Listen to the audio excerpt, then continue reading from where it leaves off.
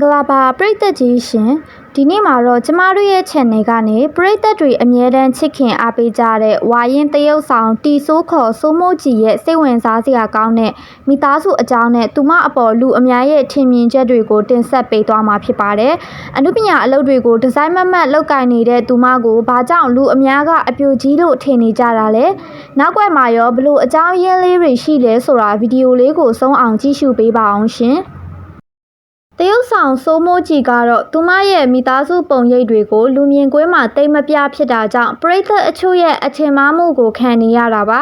သူမကအပြိုကြီးလို့အထင်ခံနေရတာလဲမနှဲတော့ပါဘူးဆိုပြီးရေရေမောမောနဲ့ပွန့်ပွန့်လင်းလင်းပြောပြလာပါတယ်တကယ်တော့သူမမှာအမေရိကန်နိုင်ငံမှာပညာသင်ကြားနေတဲ့သားတစ်ယောက်နဲ့သမီးတစ်ယောက်ရှိပါတယ်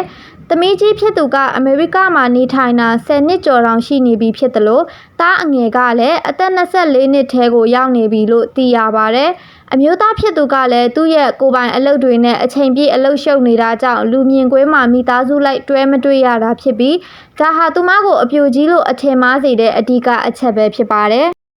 ကျမတို့ channel ရဲ့အမြင်ကနေပြောရရင်တော့တရုတ်ဆောင်စိုးမိုးကြီးရဲ့ဘဝကတကယ်ကိုလေးစားစရာကောင်းတဲ့မိခင်တဦးရဲ့စံပြဘဝပါပဲ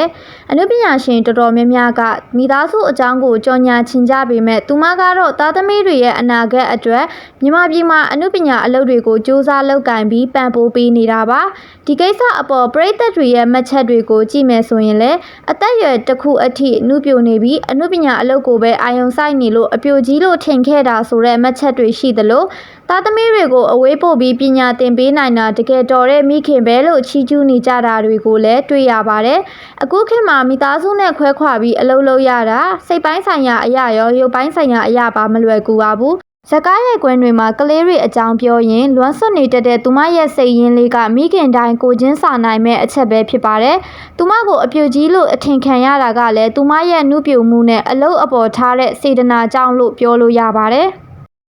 ကဲပရိသတ်ကြီးရောအခုမှမိသားစုအကြောင်းကိုပွန့်ပွန့်လင်းလင်းချပြလာတဲ့ဝါရင်တရုတ်ဆောင်စိုးမိုးကြီးရဲ့မိခင်မြတ်တာနဲ့စူးစမ်းအားထုတ်မှုတွေအပေါ်ဘယ်လိုမျိုးအားပေးစကားလေးတွေပြောချင်ကြလဲရှင်သူမရဲ့တရုတ်ဆောင်မှုတွေကိုရောချစ်ကြရဲ့လားကွန်မန့်မှာဝင်ရောက်ရေးသားပေးခဲ့ကြပါအောင်ရှင်အနုပညာရှင်တွေရဲ့ထူးခြားတဲ့သတင်းအကြောင်းအရာတွေကိုအမြဲတမ်းစောင့်မျှော်ကြည့်ရှုနိုင်ဖို့ကျမတို့ရဲ့ channel လေးကိုလည်း subscribe လုပ်ထားဖို့မမေ့ပါနဲ့အောင်ရှင်ကြည့်ရှုပေးခဲ့ကြတဲ့တဦးတစ်ယောက်ချင်းစီကိုကျေးဇူးအထူးတင်ရှိပါတယ်ရှင်